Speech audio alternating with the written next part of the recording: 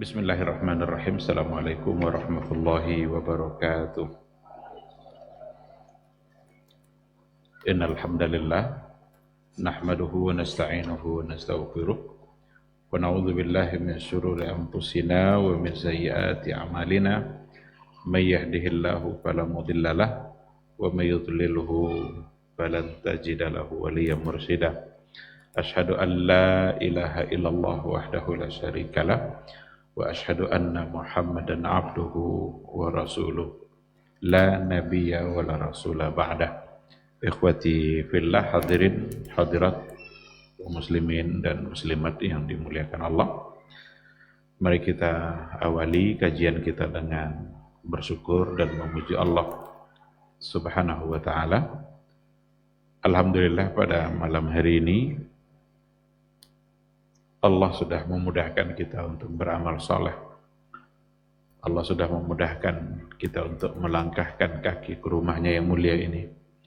Mudah-mudahan setiap langkah kita ke rumah Allah itu bisa menghapus dosa-dosa kita, dan pada saat yang sama juga bisa meninggikan derajat dan kemuliaan kita di sisi Allah Azza wa Jalla. Karena Rasulullah SAW memang dalam hadisnya seperti itu mengatakan, setiap langkah kita, langkah pertama menghapus dosa, langkah kedua mengangkat derajat, melangkah lagi terhapus satu dosa dan terangkat satu kemuliaan kita. Semakin banyak langkah kita ke rumah Allah, maka semakin banyak pula dosa-dosa kita yang terampuni, dan semakin tinggi pula derajat dan kemuliaan kita di sisi Allah subhanahu wa ta'ala. Oleh karena itu, selagi kita sehat, selagi kita diberikan kesempatan oleh Allah subhanahu wa ta'ala, selagi kita memungkinkan untuk datang ke rumah Allah, maka datanglah. Karena sungguh itu akan baik bagi kehidupan akhirat kita. Mudah-mudahan semua amal saleh kita menjadi amalan yang diterima oleh Allah, memperpanjang catatan amalan kebaikan kita. Amin ya rabbal alamin. Ikhwati fillah, sama-sama kita juga harus berselawat dan bersalam untuk Rasulullah sallallahu alaihi wasallam. Allahumma salli ala Muhammad wa ala ali Muhammad. Orang yang sangat berjasa dalam kehidupan kita, dia yang tidak pernah putus hubungannya dengan kita. Padahal kita tidak punya hubungan nasab, kita tidak punya hubungan kekerabatan, tapi beliaulah yang tidak pernah putus hubungannya dengan kita sampai ke akhirat kelak. Kalau di hari akhirat yang senasab tidak lagi berarti ayah, ibu, suami, istri, anak. Itu masing-masing mereka sibuk dengan dirinya sendiri. Wa idza nufikha fis-suri fala ansaba bainahum yawma idzin wa la yatasaalun. Kalau seandainya sudah ditiupkan trompet itu, terjadilah hari kiamat. Tidak ada lagi urusan nasab. Tidak ada lagi cerita, oh ini anak saya, ini ayah saya. Tidak ada lagi. Dan bahkan wala yatasaalun, mereka tidak saling menanya, sibuk dengan diri masing-masing. Tapi Nabi kita yang mulia, justru yang ditanyanya adalah umatnya. Berbahagialah kita menjadi umat beliau. Berbahagialah ketika kita diberikan hidayah oleh Allah subhanahu wa ta'ala untuk tunduk dan taat kepada sunnahnya. Pertahankan sunnah itu, pertahankan hidayah itu, memohonlah kepada Allah agar dimudahkan untuk istiqamah sampai mati. Karena banyak tantangannya, ada godaan-godaan berat, tetapi kalau kita bersabar, maka insya Allah tantangan itu akan dapat dilewati. Bahkan Nabi kita mengatakan, berpegang kepada sunnah Nabi di akhir zaman itu kal qabidi 'alal jamr, sama seperti memegang bara api. panas. Tetapi kalau kita bertahan, insya Allah bara itu akan padam. Dan disitulah kebahagiaan yang sesungguhnya. Mudah-mudahan nanti di hari mahsyar, semua kita pantas untuk mendapatkan syafaat dan pertolongan dari beliau, yang tentu saja atas izin Allah subhanahu wa ta'ala. Amin amin ya rabbal alamin. Ikhwati fillah, ma'asyiral hadirin wal hadirat rahimani Allahu wa iyyakum. Kembali kita pada malam hari ini akan melanjutkan kajian akidah melalui buku Al-Muntaqa min Syuruhi Thalatsatil Usul. Ini buku yang dari awal dulu kita jadikan panduan kita. Yang terakhir yang kita bahas sebelum Ramadan adalah anwa al-ibadah, macam-macam ibadah. Dan satu di antara jenis ibadah yang sudah kita bahas itu adalah al-khawf.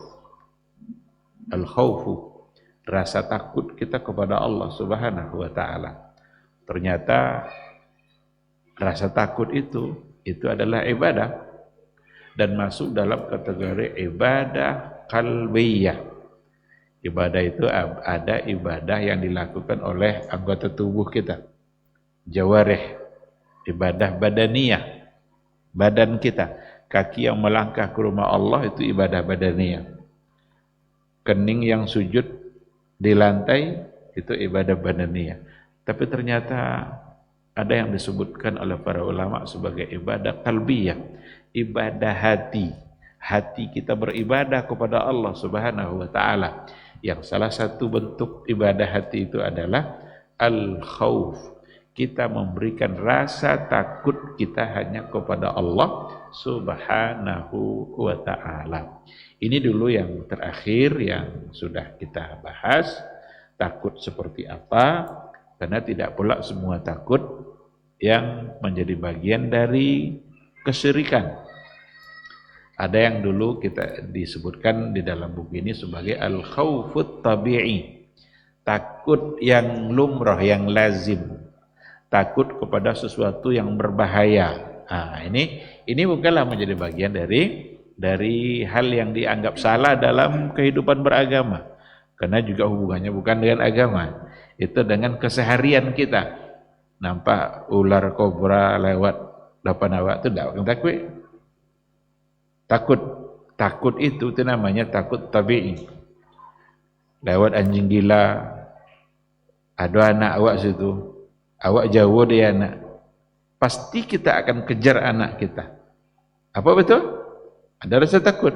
Tapi itu al-khawfut tabi'i. Itu takut di mana sesuatu yang lazim, lumrah, itu tidak menyalahi akidah. Tapi kalau takut itu sudah hubungannya nanti dengan hal-hal yang sifatnya sesuatu yang akan datang, berkaitan dengan perkara-perkara gaib, persoalan rezeki, takut rezeki kita nanti kalau tidak begini nanti kita tidak mendapatkan rezeki dari Allah. Ini nanti akan menjadi bagian dari amal qalbi, amal hati yang kalau seandainya kita tidak serahkan kepada Allah, maka itu akan menjadi satu kesalahan dan penyimpangan dalam berakidah. Masa depan hanya Allah yang tahu. Gak ada yang perlu untuk kita takutkan karena Allah yang sudah mengatur. Kita tinggal taat saja kepada Allah. Ketaatan kita membuat kita semakin dekat dengannya, dan kalau seandainya kita sudah dekat dengan Allah, maka Allah akan memberikan segala-galanya, bahkan sebelum kita minta dia sudah memberi. Itu sekilas apa yang sudah kita bahas pada pertemuan yang sebelumnya. Sekarang kita masuk pada ibadah yang kedua yang disebutkan di sini adalah ar-raja. Jadi ada al-khawf, ada ar-raja. Al-khawf itu rasa takut kita.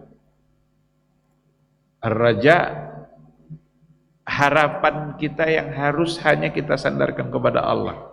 Kita berharap kepada Allah. Yang kita takuti adalah Allah, dan tempat berharap kita juga hanyalah hanyalah Allah Subhanahu wa ta'ala. Dalam ibadah yang dijelaskan oleh para ulama mesti ada unsur ini. Ada al-khauf, ada pula ar-raja. Maka Syekhul Islam Ibn Taimiyah itu mengatakan bahwa ada 3 hal yang muharrikat al-qulub, penggerak hati, yang akan menggerakkan hati kita itu menjadi hidup dekat kepada Allah. Itu ada 3. Yang pertama al-khauf, yang kedua ar-raja, yang ketiga al-mahabbah. Atau al-mahabbah, al-khauf, ar-raja. Ini 3 hal ini penggerak hati kita menuju Allah. Al-khauf seperti yang sudah kita berikan penjelasannya. Karena rasa takut kita kepada ancaman-ancaman Allah membuat kita takut untuk tidak taat. Kenapa begitu mudah kita untuk beribadah? Karena dengan tidak beribadah ada ancaman Allah. Orang kalau seandainya sampai hartanya sejumlah zakat, ada nisabnya, ada haulnya, dia harus mengeluarkan zakat. Itu sebagai sebuah kewajiban, karena nisabnya sudah sampai dan haulnya sudah sampai. Kalau tidak dikeluarkan zakatnya, apa ancamannya oleh Allah? Itu harta itu nanti akan menjadi setrikaan. Fatukwa biha jibahuhum wa junubuhum, akan disetrika nanti punggungnya, pinggangnya melalui harta yang dia punya. Maka ada khauf. Khauf kita itu akan menggerakkan hati kita untuk taat kepada Allah, karena kita takut akan ancaman-ancaman yang disediakan oleh Allah bagi orang-orang yang mendurhakainya. Jadi al-khauf itu muharrikatul qulub, min muharrikatul qulub, yang akan menggerakkan hati kita. Nah, yang kedua, ar-raja. Ar-raja itu harapan. Ada harapan-harapan yang ingin kita dapatkan dari Allah Subhanahu wa ta'ala, dan memang hanya Allah yang bisa menyediakan apa yang kita harapkan itu. Dan dengan berharap itu, kita juga akan menjadi lebih taat kepada Allah. Apa yang kita harapkan? Nah, ini apa namanya? Kadang-kadang bertentangan dengan yang dipegang oleh sebagian orang-orang sufi. Katanya, kalau seandainya kita beribadah, selagi kita beribadah mengharapkan surga, berarti belum ikhlas. Karena masih ada keuntungan-keuntungan pribadi yang ikhlas itu apa? Ikhlas semata-mata karena Allah. Jadi kalau kita beribadah untuk mendapatkan surga, sebagian orang sufi mengatakan berarti belum ikhlas. Tapi itu tidak betul. Apakah salah kalau kita berharap sesuatu yang memang Allah janjikan? Allah menjanjikan sesuatu bagi orang yang berbuat satu bentuk ibadah. Salahkah kita kalau mengharapkan itu? Jawabannya enggak. Justru harus ada. Berharap seperti itu, itulah yang disebut dengan ar-raja. Ada harapan kita kepada Allah, dan tidak boleh kita mengharapkan sesuatu dari ibadah kita kecuali hanya kepada Allah saja. Kalau seandainya dari ibadah kita ada harapan-harapan kita selain kepada Allah, menjadi salah. Inilah yang nanti akan masuk, kadang disebut dengan riya. Riya itu kan berarti ada harapan dia, tapi tidak kepada Allah. Yang diharapkannya sesuatu tapi dari manusia. Itu akan merusak, akan menjadi perusak bagi ibadah dia. Karena riya itu disebut sebagai asyirkul khafi, atau masuk dalam kategori syirik asghar, syirik kecil. Maka saat kita melaksanakan ibadah sholat, Apa yang kita harapkan? Apa yang dijanjikan oleh Allah. Harapkanlah semua yang telah dijanjikan oleh Allah. Allah menjanjikan surga. Bolehkah kita berharap surga dengan sholat kita? Boleh. Allah menjanjikan ketenangan jiwa. Bolehkah kita dengan sholat? Mudah-mudahan dengan sholat ini jiwa saya ditenangkan oleh Allah. Boleh enggak? Itu namanya ar-raja. Kan ala bidzikrillahi tatma'innu al-qulub. Ketahuilah dengan zikir kepada Allah itu menenangkan hati. Dan sholat itu adalah bagian dari zikir. Sholat itu sendiri bagian dari zikir, mengingat Allah. Karena ayat yang mengatakan, apa bunyi ayatnya? Aqimis salata li dzikri. Dirikanlah sholat li dzikri, untuk mengingatku, kata Allah. Berarti sholat bagian dari zikir. Dan zikir ternyata bizikrillahi tatmainnul qulub. Hati menjadi tenang. Berarti Allah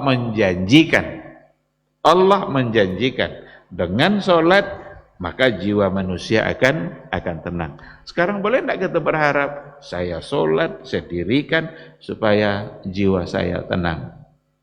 Boleh? Boleh. Berarti kita mengharapkan yang dijanjikan oleh Allah. Karena ayat-ayat memang menyatakan seperti itu. Manusia itu diciptakan dalam keadaan berkeluh kesah. Innal insana khuliqa halu'a. Idza massahu syarru jazua wa idza massahu khairu manu'a illa al-musallin. Kecuali orang-orang yang sholat. Manusia diciptakan oleh Allah dalam keadaan berkeluh kesah. Kalau diberikan musibah, mengeluh. Kalau diberikan nikmat, ternyata tidak juga hilang keluh kesah itu. Malah bakhil pula dia. Tetap saja jiwanya tidak tenang. Illal musallin. Kecuali orang-orang yang sholat. Berarti sholat apa fungsinya?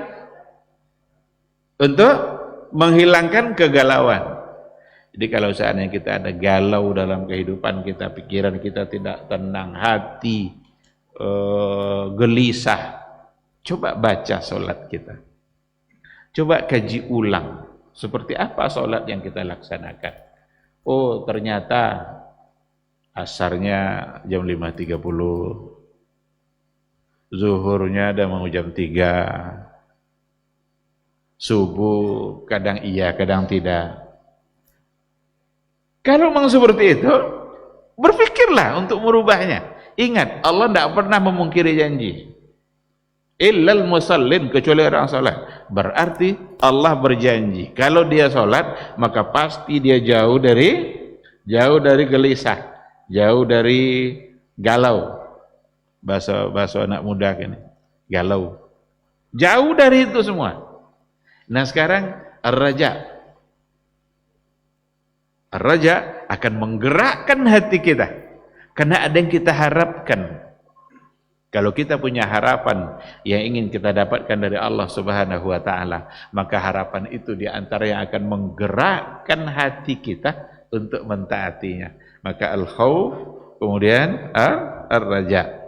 Maka disejajarkan, diseiringkan bahasannya oleh para ulama, termasuk dalam buku ini. Setelah beliau bicara al-khauf, beliau bicara setelah itu tentang ar-raja.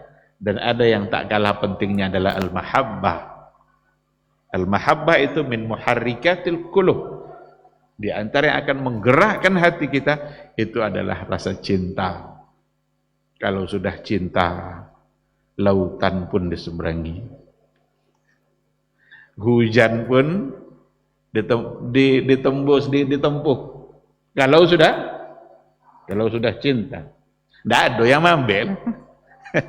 Tidak ada rintangan. Ringan semuanya. Kenapa? Cinta. Dan cinta yang ibadah itu cinta kepada Allah. Maka dengan ada mahabbah, hati kita akan bergerak, hati kita akan hidup, akan semangat, dan dia menuju Allah Subhanahu wa Ta'ala. Yang menarik kata Syekhul Islam, di antara yang tiga ini, yang paling utama yang harus kita miliki adalah mahabbah. Karena mahabbah tidak putus dengan kematian. Sedangkan al-khauf terputus dengan kematian. Kalau awak lah mati, tidak ada khauf dulu, tidak perlu khauf lah selesai. Apalagi yang mau kita amalkan, karena khauf akan mendorong kita untuk semangat beramal. Kalau lah mati, apakah masih ada peluang untuk beramal? Tidak ada lagi. Tapi mahabbah akan tersisa, tetap ada, bahkan sampai di akhirat kelak.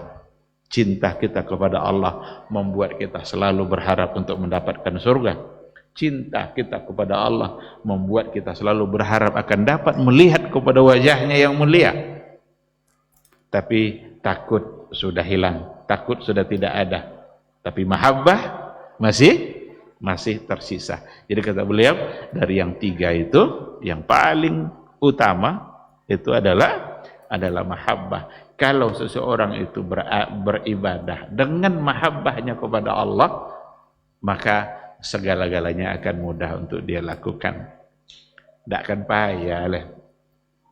Tidak akan sulit untuk memberikan harta.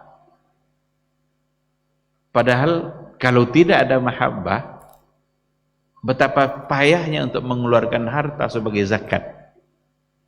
Kita yang bekerja, kita yang habis waktu, banting tulang, peras keringat, itu kan dibembennya kurang. Tidak senang dia.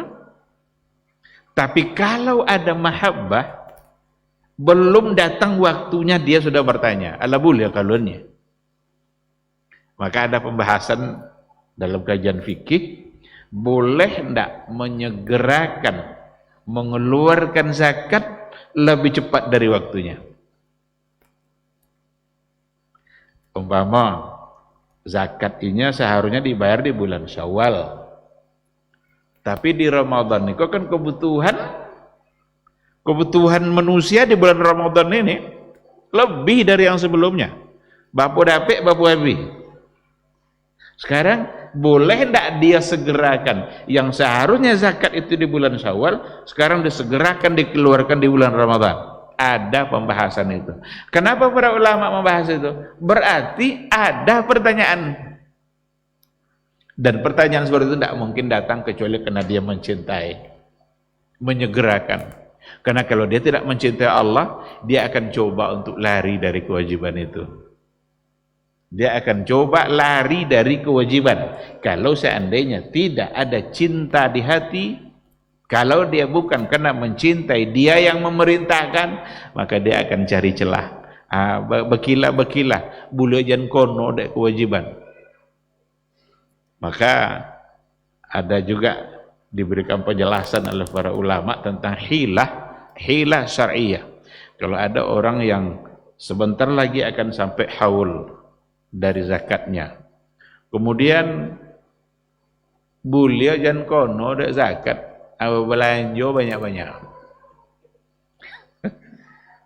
Beli sofa, ganti kulkas, beli segala macam. Pokok segala kan dibeli ya. Kalau dia membeli itu karena ingin lari dari kewajiban zakat atau untuk mengurangi yang dikeluarkan. Ya kalau lah kurang, kau tentu kurang. Lebih kok malah bagian yang dibagikan. Kalau tujuannya itu, maka dia berbelanja itu hukumnya haram. Yang membuat dia menjadi haram adalah niat yang salah.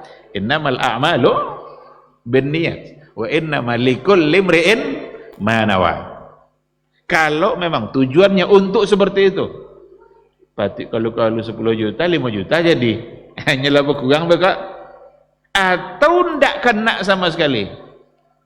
Kamu duit 120 juta, nisab 100 juta, belanjanya 21 juta. Atau tuti, 99 lah. 99 berarti di luar nisab umpama nih. Kalau tujuannya berbelanja tadi itu, maka dia berdosa. Itu yang disebut dengan hilah mamnu'ah. Hilah yang terlarang, tidak dibolehkan. Tapi kalau dia keluarkan benar-benar bukan karena keinginan untuk lari dari zakat, karena keadaan. Umpama uang zakat nisab sudah sampai, haul sebentar lagi.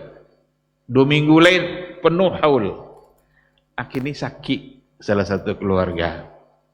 Entah sakit emak dia, entah sakit bapak dia, dibawa ke rumah sakit. Ternyata ke rumah sakit itu menghabiskan uang yang dia pakai uang tadi, yang pada akhirnya uang itu enggak sampai nisab.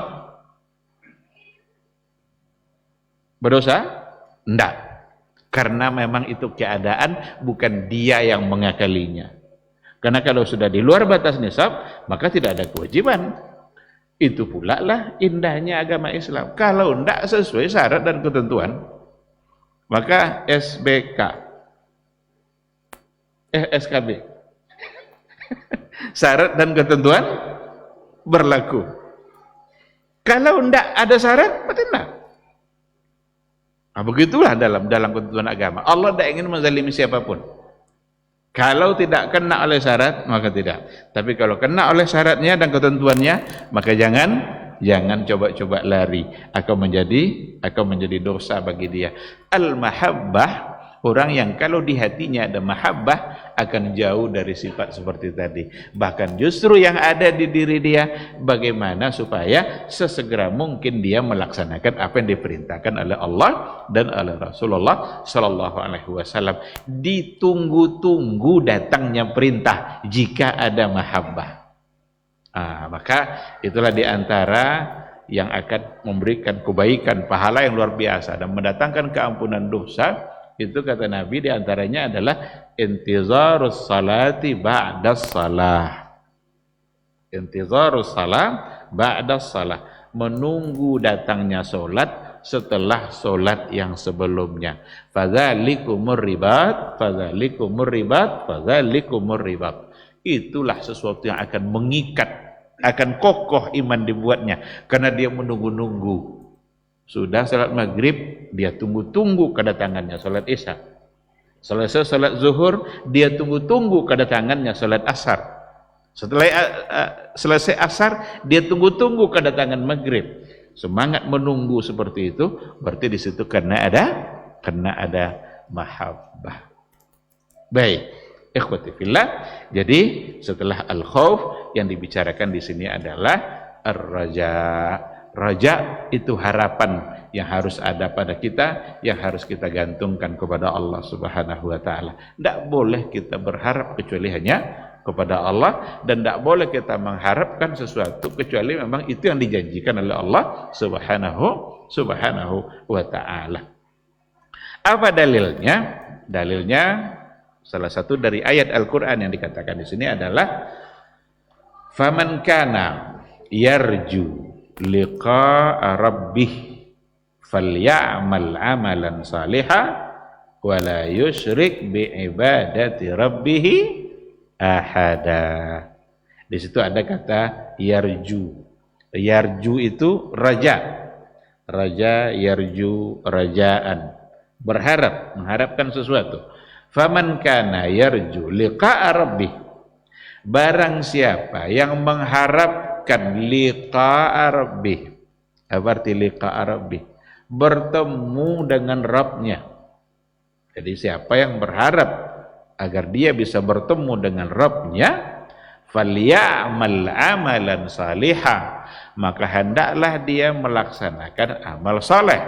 Wala yusyrik bi ibadati rabbih ahada, dan amal saleh yang dia lakukan tidak diikutkan dengan unsur kesyirikan. Wala yusyrik bi ibadati rabbih ahada, dan dia tidak mensyirikkan Allah dengan ibadahnya kepada Rabbnya. Berarti ada dua syarat. Kalau kita ingin ketemu dengan Allah Subhanahu wa taala, maka ada dua syaratnya. Yang pertama adalah beramal saleh. Yang kedua, jangan syirik. Apa yang dimaksud dengan amal soleh? Kapan sebuah amal itu disebut sebagai amal soleh? Amal itu disebut soleh kalau seandainya amal itu sesuai dengan yang diajarkan oleh Rasulullah Sallallahu Alaihi Wasallam, tidak bertentangan dengan yang diinginkan oleh Allah dan oleh Rasulullah Sallallahu Alaihi Wasallam. Tapi kalau seandainya bertentangan, maka berarti tidak soleh. Walaupun baik di mata kita, tapi ternyata bertentangan dengan yang diajarkan oleh Nabi kita, maka dia tidak soleh. Itulah amal yang saleh. Dan tidak cukup sekedar amal saleh, diikutkan oleh keikhlasan, dan itu artinya jauh dari kesyirikan. Ini bisa dijadikan ayat untuk menolak keyakinan orang-orang liberal.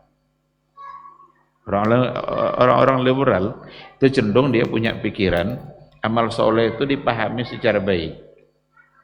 Dianggap salah kalau awak pahami seperti tadi. Menurut mereka, siapa saja jika berbuat amal soleh, maka dia akan mendapatkan balasan dari Allah, meskipun dia tidak mukmin, tidak beriman kepada Allah. Cenderung untuk mengatakan seperti itu. Bukankah banyak orang-orang non-muslim yang baik-baik?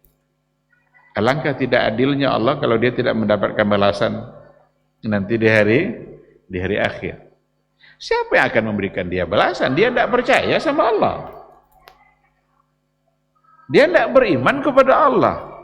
Terus yang ngasih dia pahala siapa? Maka perumpamaan orang-orang yang kafir itu amalan mereka. A'maluhum karamadin istaddat bihir rihu fi yaumin 'asif. Jadi mathalul ladzina kafaru, perumpamaan orang-orang yang kafir itu amalan mereka. A'maluhum karamadin istaddat bihirrih. Itu sama seperti debu pasir tinggi onggokannya, tapi tidak ada kekuatan. Dia bisa terbang ketika ada angin datang. Cak anak setinggi apa aja lah ungguk debu tu. Ketika angin datang, angin itu bisa menghabisinya, seolah-olah tidak ada apapun di situ. Kenapa? Tidak ada tempat bergantungnya, tidak ada tempat berpegangnya, tidak kokoh dia. Itulah perumpamaan orang-orang yang kafir. Sekarang pertanyaannya, apakah orang-orang yang kafir yang soleh itu, soleh dalam artian berbuat baik, dia masuk surga? Jawabannya tidak. Tapi bagi mereka jawabannya iya. Maka jawaban mereka salah. Oleh karena itu, amal soleh mesti diikutkan dengan iman. Maka amanu wa amilus salihat. Innal ladzina amanu wa amilus salihat. Selalu kata iman diikutkan dengan amal soleh. Itu artinya adalah amal soleh yang dianggap soleh di sisi Allah jika dilakukan oleh mereka-mereka yang beriman. Dan ayat ini menegaskan itu juga. Karena di sini dikatakan falyamal amalan salihan wa la yusyrik bi ibadati rabbih ahada. Siapa yang berharap bertemu dengan Allah, maka beramallah, laksanakanlah amal saleh dan jangan syirikkan Allah dengan sesuatu apapun. Berarti dua syaratnya, amal saleh dan jauh dari perbuatan syirik. Amal soleh saja tapi dia berbuat syirik, berarti tidak cukup, sangat tidak cukup. Bahkan amal-amal soleh itu dengan adanya kesyirikan, syirik itu bisa menghapus ibadah-ibadah kita. Dalam Al-Quran dikatakan la in asyrakta la yahbatanna amaluk. Jika engkau syirik maka batallah amalmu. Wa may yusyrik billah faqad harramallahu alaihil jannah. Coba baik-baik pahami ayat ini. Wa may yusyrik billah, siapa yang syirik kepada Allah, faqad harramallahu alaihil jannah. Sungguh Allah mengharamkan untuknya surga. Kalau sudah diharamkan oleh Allah untuknya surga, mau berharap apa lagi? Nah, disinilah pentingnya kita terus-terusan mengkaji tauhid, terus-terusan bicara akidah, supaya benar-benar kita paham dan kita coba untuk mengambil pemahaman seperti yang dipahami oleh generasi terbaik, yaitu para sahabat. Nah, jadi tidak ada bicara-bicara syirik aja. Ya, kadang kalau sering kita bicara persoalan ini, syirik ke syirik itu gimana Ustaznya? So, sekenek-kenek syirik. Memang perlu untuk diingatkan. Wajib kita untuk mengingatkan saudara kita. Karena bahaya akibatnya. Inilah contohnya. Kalau ingin berjumpa dengan Allah, salah satu dari kenikmatan dalam surga adalah melihat kepada wajah Allah. Bagaimana mungkin kita bisa melihat wajah Allah kalau seandainya Allah haramkan surga? Wa may yusyrik billah faqad harramallahu alaihil jannah. Siapa yang syirik, Allah haramkan baginya surga. Sementara kenikmatan melihat kepada wajah Allah itu ada di dalam surga. Jadi ini sangat penting sekali. Mudah-mudahan kita semua terpelihara dan dijaga oleh Allah dari semua bentuk-bentuk perbuatan syirik. Ikhwati fillah, masuk waktu Isya, kita jawab dulu suara azan insyaallah.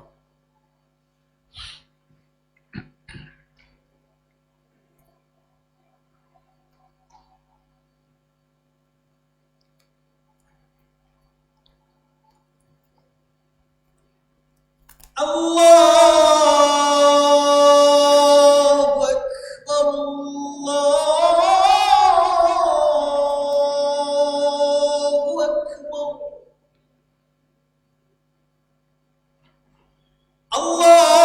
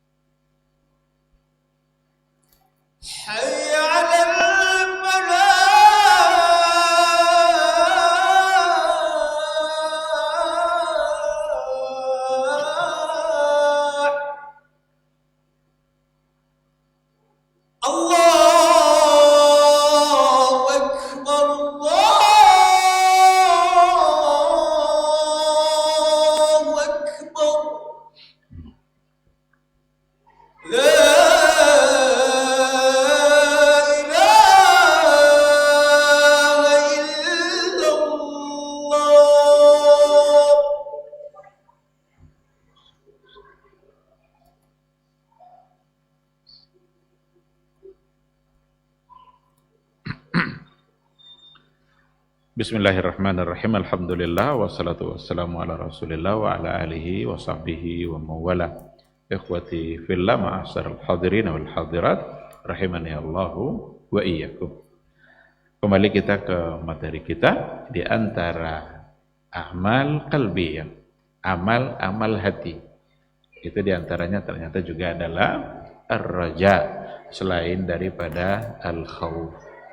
Al-khauf, rasa takut kita, ar-raja, harapan-harapan yang harus selalu ada pada diri kita, yang itu hanya bisa kita berikan kepada Allah Subhanahu wa ta'ala.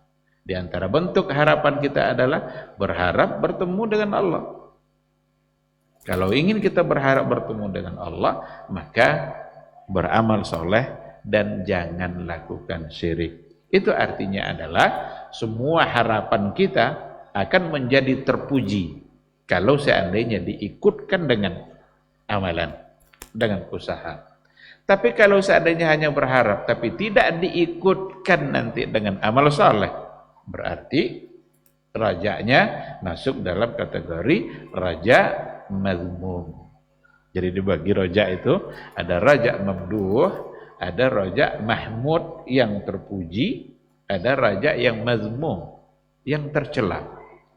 Kapan raja yang terpuji itu? Kapan harapan kita menjadi terpuji? Kalau seandainya kita ikutkan dengan amalan-amalan.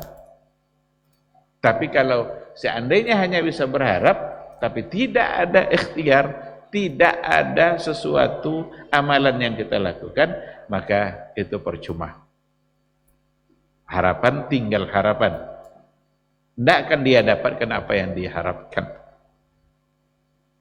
Kecuali kalau seandainya dia diikutkan dengan amal saleh. Ikhwati fillah, di sini juga diberikan penjelasan liqa'a rabbi. Bukankah nanti di akhirat kelak semua kita akan mendapatkan itu? Karena nanti kita akan dihisab. Dan masing-masing kita akan mempertanggungjawabkan amalan kita. Dihisab oleh Allah Subhanahu wa ta'ala dan akan mukalamah dengan Allah. Bahkan dalam hadis Ibnu Abbas dikatakan, laisa bainahu wa bainahu turjuman. Tidak ada nanti antara hamba dan Allah itu penterjemah. Jadi tidak ada penterjemah. Langsung. Lalu liqa seperti apa yang diharapkan? Dibagi-bagi pula liqa itu menjadi dua. Ada liqa khas, liqa pertemuan dalam artian khusus. Itulah yang untuk orang-orang beriman. Wa huwa liqa'ur ridha wan na'im minallahi subhanahu wa ta'ala. Bertemu dengan Allah dan Allah ridha dengannya. Bertemu dengan Allah liqa'un na'im, pertemuan yang sangat nikmat karena diberikan kebahagiaan oleh Allah Subhanahu wa ta'ala dikarenakan oleh Allah ridha. Tapi ada liqa'am, liqa dalam artian umum. Orang kafir pun akan liqa, bertemu. Dalam artian nanti ketika dihisab. Maka ada ayat, ya ayyuhal insan innaka kadihun ila rabbika kadhan famulaqi. Famulaqi itu kan liqa. Semua orang seperti itu. Tapi yang liqa'ur ridha, liqa'un na'im, bertemu dan mendapatkan ridha Allah. Bertemu bahkan bisa melihat kepada Allah sebagai sebuah kenikmatan. Itu adalah liqa bagi orang-orang yang beriman. Itulah yang kita harapkan. Itulah yang tentu saja yang kita inginkan. Semua kita, bahkan Nabi saja yang sudah dijamin masuk surga, tapi dia selalu menyampaikan doanya kepada Allah. Apa doa Nabi? Allahumma inni as'aluka lazzatan nazari ila wajhikal karim. Ya Allah, aku memohon kepadamu ya Allah, izinkan di akhirat kelak saya memandang dan menikmati indahnya wajahmu yang mulia. Maka memandang kepada wajah Allah itu lebih nikmat dari surga itu sendiri. Inilah plus bonus bagi orang-orang beriman. Lilladzina ahsanul husna wa ziyadah. Bagi mereka-mereka yang ihsan, ihsan itu orang-orang berbuat baik. Berarti kalau dibawa pada tingkatan beragama, ihsan itu tingkatan yang tertinggi. Islam, iman, ihsan. Orang yang ihsan itu dia mendapatkan husna. Apa tafsirnya husna di sini? Jannah, surga. Allah berikan surga. Wa ziyadah, dan tambahannya, bonusnya, plusnya. Apa tambahan di sini? Tambahan di sini ditafsirkan langsung oleh Nabi. Ini namanya tafsirul ayat bil hadis. Menafsirkan ayat dengan hadis Nabi. Nabi yang menafsirkan. Apa kata Nabi? Ziyadah itu adalah an-nazaru ila wajhillahil karim. Memandang kepada wajah Allah yang mulia. Ini wajib kita imani. Wajib kita beriman dengan yang dikatakan oleh Allah dan oleh Nabi-Nya pada hadis ini. Hadis yang tadi itu. Apa yang harus kita imani dari hadis itu? Bahwa sesungguhnya Allah punya sifat zatnya yang namanya wajah. Ini keyakinan ulama salaf, ini keyakinan para sahabat yang diajarkan oleh Nabi. Oh, berarti Allah punya wajah, Ustaz? Iya. Allah yang bilang, Rasulnya yang bilang. Tapi jangan sekali-kali membayangkan seperti apa. Tidak usah ditanya-tanya dengan pertanyaan yang hanya pantas ditanyakan kepada makhluk. Ini banyak keraguan-keraguan muncul karena ada pertanyaan. Apa pertanyaan? Itu wajah itu bagian dari anggota tubuh, enggak Ustaz? Menyebutkan bagian dari anggota tubuh itu tidak ada nasnya. Tidak pernah muncul kata jisim yang dinisbatkan kepada Allah pada generasi terbaik dulu. Tidak pernah ada. Itu hanya muncul pertanyaan di kalangan ulama-ulama kalam seperti Mu'tazilah, Asy'ariyah, Maturidiyah. Muncul pertanyaan itu. Nyata bayang deinyo, mereka lah sebenarnya yang mentasbih itu. Tapi para sahabat enggak. Sama sekali. Betapa banyak ayat-ayat yang berkaitan dengan zat Allah, sifat-sifat zat. Tidak ada muncul pertanyaan. Tangan, wajah, mereka hanya mengimaninya. Karena mereka sudah paham dan pasti meyakini bahwa tidak akan sama dengan makhluk. Laisa kamitslihi syai'. Tidak ada satupun yang serupa dengan Allah. Kalau Allah sudah menafikan keserupaan, itu untuk apa? Coba tanya-tanya oleh. Ini perkara gaib. Perkara gaib itu hanya bisa dijawab pakai wahyu. Tidak ada perkara gaib yang bisa dijawab pakai akal. Sama sekali. Karena akal kita enggak kuat untuk memahami hal-hal yang gaib seperti Allah. Seperti nanti bagaimana-bagaimananya. Enggak. Maka Nabi pun tidak menyampaikan. Tetapi Nabi mengimani dan mengajarkan para sahabat untuk mengimaninya. Maka yang seperti ini wajib untuk kita imani. Maka Nabi berdoa dia, ya Allah, aku memohon kepadamu ya Allah, izinkan saya nanti di akhirat kelak menikmati, memandang kepada wajahmu yang mulia. Itu doa Nabi. Dan itulah liqa'ur ridha. Itu liqa'un na'im. Liqa mendapatkan ridha Allah. Liqa dengan nikmat, penuh dengan kenikmatan, dan itu akan didapatkan oleh orang-orang yang beriman. Adapun orang-orang tidak beriman kepada Allah, tidak akan pernah mereka mendapatkan liqa'ur ridha, liqa'un na'im, karena mereka sudah dimurkai oleh Allah. Orang-orang muslim yang musyrik saja tidak akan mendapatkan liqa'ur rabbi. Karena syaratnya apa? Tidak syirik.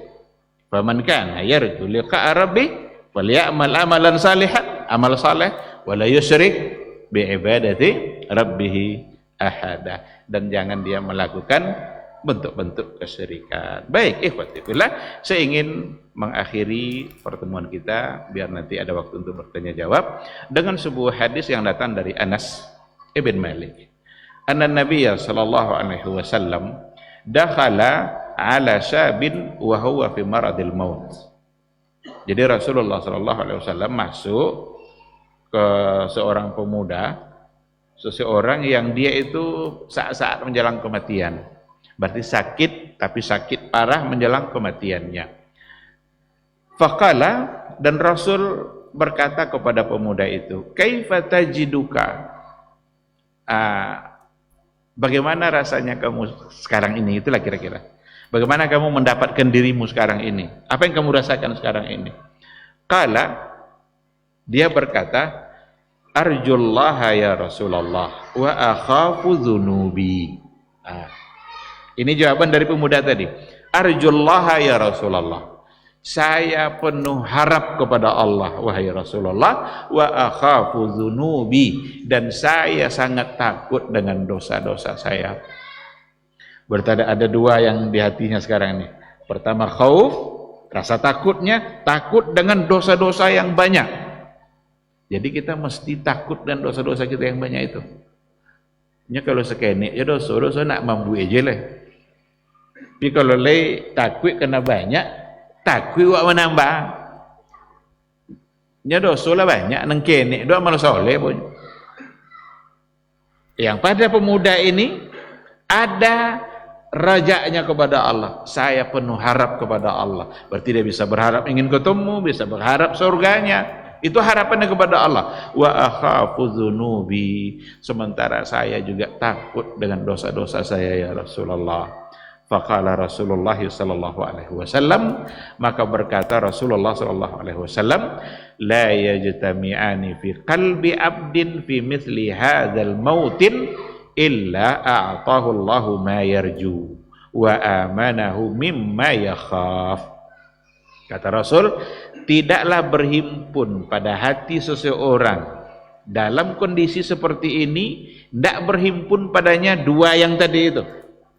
Ada rajaknya, ada al-khaufnya. Sementara saat-saat dia menjelang kematian, kecuali a'tahu Allahu ma yarju, Allah akan memberikannya apa yang dia harapkan, wa amanahu mimma yakhaf, dan Allah akan menenangkannya dari apa yang dia takuti. Berarti ini harus selalu ada pada diri kita. Sampai pada saat-saat kematian nanti, tengah sakit awak menjelang kematian, mesti ada raja dan khauf. Selalulah berharap kepada Allah, harapkan surganya, harapkan keampunannya, dan selalulah ada rasa takut dan dosa yang besar. Kalau saya di masa ini kan juga seperti itu kan. Saya berharapkan surga Firdaus, tapi rasanya tidak pantas karena dosa terlalu banyak.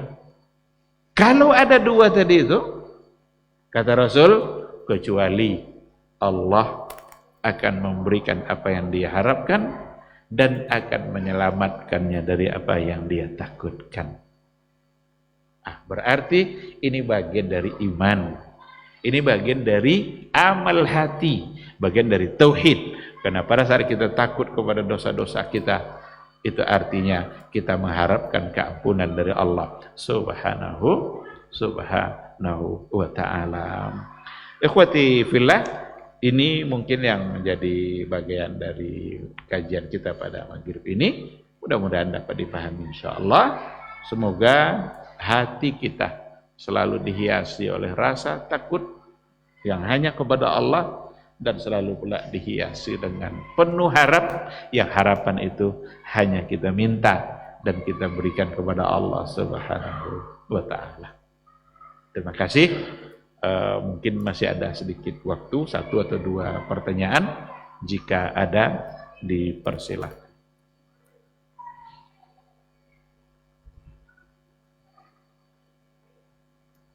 Nah,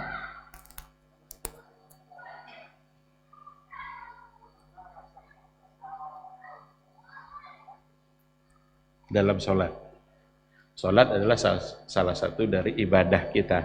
Dan dalam ibadah kita mesti ada ar-raja dan ada al-khawf. Tadi sudah kita katakan bahwa min muharrikatil qulub, yang akan membuat hati kita menjadi hidup dan bergerak terus bersemangat, yang tadi itu. Ada ar-raja, ada al-khawf. Sekarang kalau kita sholat, apa yang kita harapkan dan apa pula yang kita takuti? Adakah raja kita dari ibadah sholat kita? Inilah yang sudah kita contohkan tadi. Dengan ibadah sholat yang kita lakukan, kita mengharapkan apa yang dijanjikan oleh Allah Subhanahu wa ta'ala. Di antaranya keampunan. Kok keampunan? Memang keampunan itu perlu kita harapkan terus. Ini dosa bertambah tuh. Tidak ada hari di mana dosa kita tidak bertambah. Coba cek. Ada tidak hari di mana di hari itu tidak bertambah dosa? Kalau ada, sujud syukurlah. Itu hari raya kita. Maka kata Al-Hasanul Basri, hari raya itu adalah, Yaumul Aid itu adalah hari di mana seorang hamba bebas dari maksiatnya kepada Allah. Itu baru disebut dengan hari raya. Nah sekarang kita sholat, berharap itu. Dan pantas, karena Allah menjanjikan. Belum sholat, sudah ada janji keampunan itu. Apa contoh? Wudu. Kata Rasulullah apa? Tidaklah seorang muslim itu berwudu, kecuali pada saat dia membasuh wajahnya, maka berguguranlah dosa wajahnya seiring dengan tetesan air wudunya. Dan pada saat dia membasuh tangannya, berguguran pula dosa tangannya seiring dengan tetesan air wudu. Kalau awak berwudu adalah salat tu loh. Allah bau nak salat. Tapi Allah sudah janjikan melalui Rasulnya. Allah menjanjikan keampunan itu. Memang cik awak aja lah, memang harus rajin untuk mampu ya. Semua janji Allah sudah ada. Dan kita berhak untuk mendapatkan semua janji itu. Asal kita benar-benar ketuk pintunya Allah Subhanahu wa ta'ala. Itu raja. Kalau khauf, ada rasa takut kita. Maka kalau seandainya ada orang yang beriman masuk waktu inya sedang mengerjakan sesuatu atau dalam perjalanan, sebelum banti bis tadi tak tahu nang atir kan. Deh bilo kan banti. Kadang datang ke sopir, Pak sopir boleh bantinya. Kenapa bisa seperti itu? Ada rasa takutnya ketika dia belum sholat. Karena dia tahu dengan belum sholat itu, dia berarti belum mengerjakan apa yang wajib dia kerjakan. Tapi kalau tidak ada di hati macam itu ya, anak banti-banti itu ya, tentu jangan banti, tidak usah ladanya. Itu kalau macam itu, berarti iman yang sedang bermasalah. Tidak ada khaufnya. Maka orang beriman itu mesti ada khaufnya. Kalau datang satu kewajiban, belum terlaksana kewajiban itu, ada rasa takutnya. Tapi kalau mudah dia meninggalkan, kurang puasa, ini lama aja minum tak ya puasa. Kadang banggalanya nengok minum dekat orang, ada masalah. Berarti ada sesuatu yang bermasalah pada imannya. Ada khauf yang tidak nempel di hati dia. Dia tidak takut dah. Senangnya dia. Orang puasanya mogok aja. Mudah-mudahan kita tidak seperti itu. Dan kita mesti mengingatkan orang-orang seperti itu, terutama keluarga kita jika ada. Kita mulai dari keluarga kita. Maka itulah gambaran dari ar-raja wal khauf dalam ibadah salat, dan kiaskanlah itu kepada ibadah-ibadah yang lain. Ada yang kita harapkan dan memang ada yang kita takutkan. Orang-orang beriman mesti dia takut untuk meninggalkan perintah Allah, dan dia takut untuk melaksanakan sesuatu yang dilarang oleh Allah Subhanahu wa ta'ala.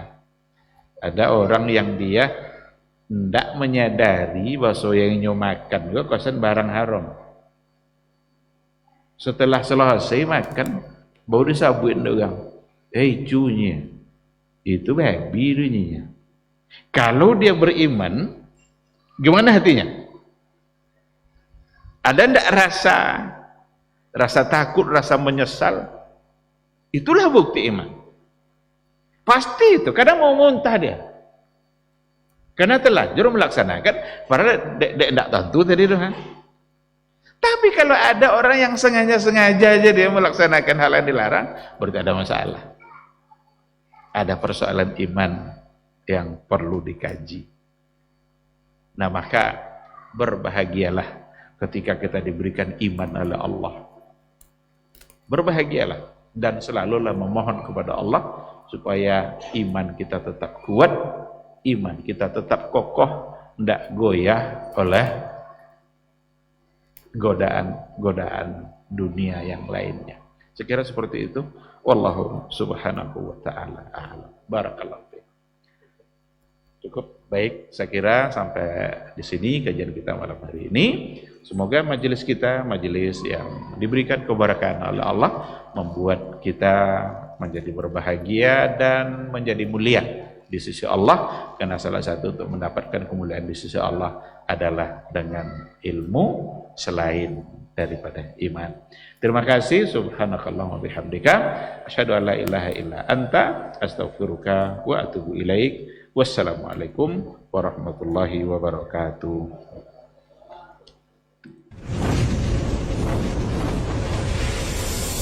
Baba TV Sunnah, belajar agama baru alim.